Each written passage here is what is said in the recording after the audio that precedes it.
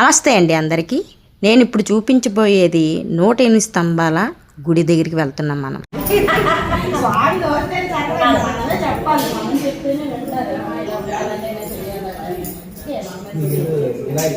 గుడికి దగ్గరగా ఉన్నాం మనం.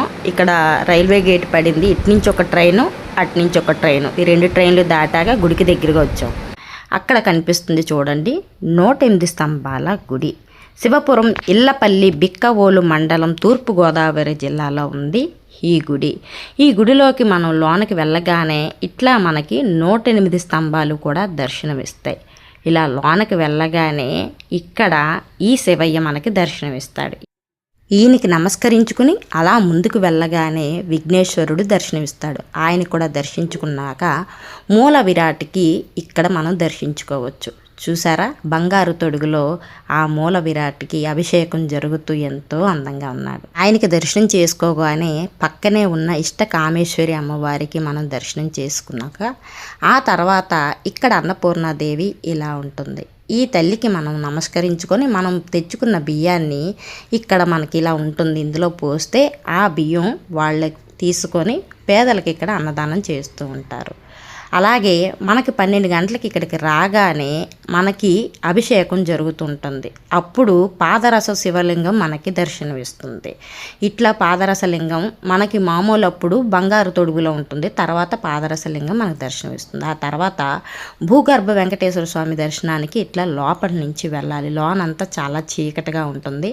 మనం సెల్ లైట్ వేసుకొని చాలా జాగ్రత్తగా ఆ చీకటిలో నుంచి వెళ్ళాలి. వెళ్తే ఇక్కడ మూల విరాటు భూగర్భంలో ఉండే వెంకటేశ్వర స్వామి చూసారా, ఎంత చక్కగా నవ్వులు చిందిస్తూ దర్శనమిచ్చాడు ఆయన.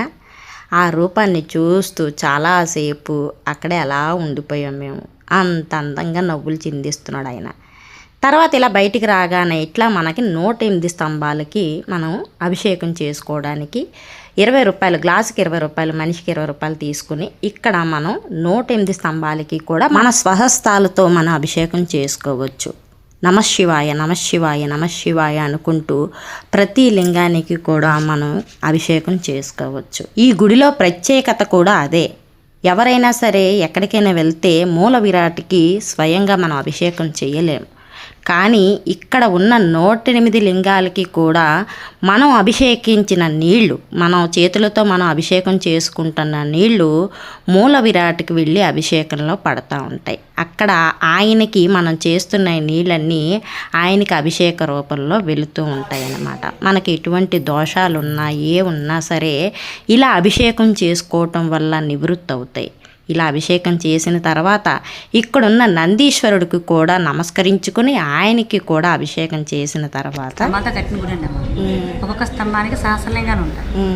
మొత్తం ఆలయం అంతా కలిపి 1,20,000 శివలింగాలు. ఒక్కసారి ప్రదక్షిణ చేస్తే 1,00,000 లింగాల ప్రదక్షిణ ఒకేసారి అవుతుంది. 108 సార్లు ప్రదక్షిణ చేయగలిగితే 1,00,000 లింగాల ప్రదక్షిణ అవుతుంది. స్వామి లోపల ఉన్న మూల విరాట్ కూడా పాదరసలింగం 13 కేజీల పాదరసంతో తయారు చేసిన శివలింగం అనమాట. ప్రతి నిత్యం కూడా బంగారు పొర వస్తుందండి. నిజస్వరూపం అంటే వెండి రంగు. అంటే మీరు ఎక్కడ మీరు సెర్చ్ చేసినా గూగుల్లో మీకు తెలుస్తుంది. పాదరసలింగం అనగానే వెండి రంగులోనే ఉంటుందండి. అది కానీ 1,00,000 లింగాలు తయారు చేస్తే అందులో ఒక లింగం మాత్రం ఇలాగా సంతరించుకుంటుంది బంగారు పొర. అంటే స్వామి ఉన్నాడు నిదర్శనం ఏంటంటే మాకు బంగారు పొర రావడం. మాకు కూడా ప్రదర్శన చేసినప్పుడు వెండి రంగులోనే ఉందాం. క్రమేపీ 6 నెలలు పోయిన తర్వాత అలాగా బంగారు పొర రావడం మాకు మొదలుపెట్టింది. ఆ కలర్ ఏంటంటే మేము రీసెర్చ్ చేయగా పెద్దవాళ్ళు అడగా గ్రంథాలు చదవగా మాకేం తెలిసిందంటే 1 పాదరసలింగాలు తయారు చేస్తే ఒక శివలింగం మాత్రం అలాగా బంగారు పొర వస్తుంది. స్వామి ఉన్నాడని నిదర్శనం. ఇక్కడ క్షేత్రపాలకుడు ఎవరంటే వెంకటేశ్వర స్వామి భూగర్భంలో ఉంటాడు. భూగర్భంలో ఉంటాడు. అమ్మవారు ఇష్టకామేశ్వరి దేవమ్మ. అన్నమ్మ ప్రతి శనివారం కూడా వెంకటేశ్వర స్వామి భూగర్భంలో కాసులతో అభిషేకం చేస్తాం. ఆ కాసులు అభిషేకం చేసే టైంలో ఉన్న వాళ్ళందరికీ కూడా 7 కాసులు చెప్పిన ప్రసాదం మేము ఫ్రీగానే ఇస్తాము, డబ్బులకు కాదు. ఈ ప్రసాదం పంచిపెడతాం. తర్వాత వచ్చిన వాళ్ళకి 1 గంట వరకు రూపాయి ఒక్కొక్క కాస్ట్ చొప్పున మేము ప్రసాదం కింద పంచడం జరుగుతుంది. 108 స్తంభాల కింద కూడా ఆ స్తంభాల కింద కూడా మేము ఏం చేసామంటే కాశీ నుంచి తెచ్చి 108 శివలింగాలు మళ్ళీ ప్రత్యేకంగా కింద ప్రతిష్ఠ చేసాము.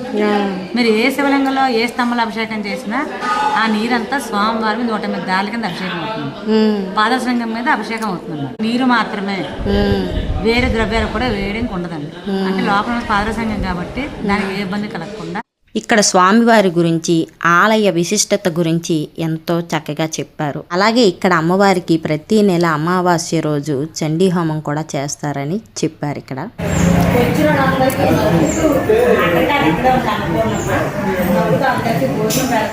ఏం పేరు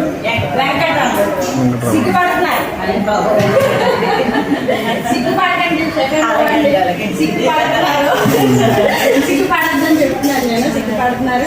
ఇక రైస్ ఉంటుంది.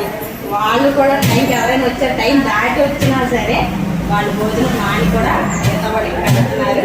అందరికీ కడుపు నింపి పంపిస్తున్నారు. ఇక్కడ ఇది కూడా చాలా బాగా జరిగి ఇక్కడ నవ్వుతూ కూడా నేను చక్కగా నవ్వుతున్నాను. అలా నవ్వుతూ రావాలంటే మనం అనుకోటి వచ్చాం కాబట్టి నాకైతే నవ్వే లేదు. మేము చిరా పడుతున్నాను.